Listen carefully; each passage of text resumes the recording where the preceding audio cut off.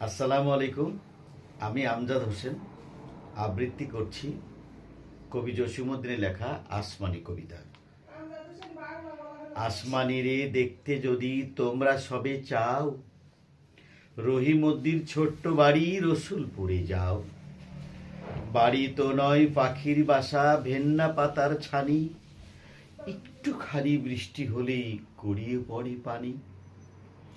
একটুখানি হাওয়া দিলেই ঘর নড়বড় করে, তারই তলে আসমানিরা থাকে বছর ভরে। পেটটি ভরে পায় না খেতে বুকের কখান হাড়, সাক্ষী দেছে অনাহারে কদিন গেছে তার।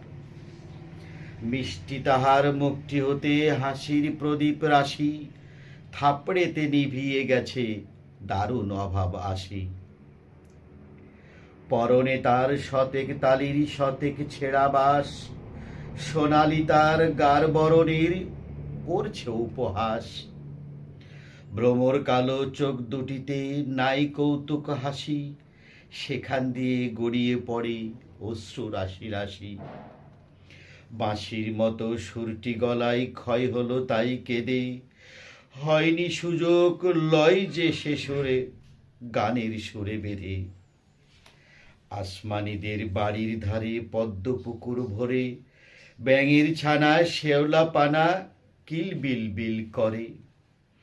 ম্যালেরিয়ার মশক সেতা বিস্কুলিছে জলে, সেই জলেতে রান্না খাওয়া আসমানিদের চলে।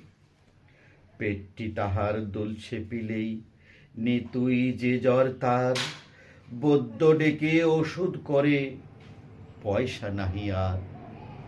ধন্যবাদ। আসসালামু আলাইকুম। আদাব।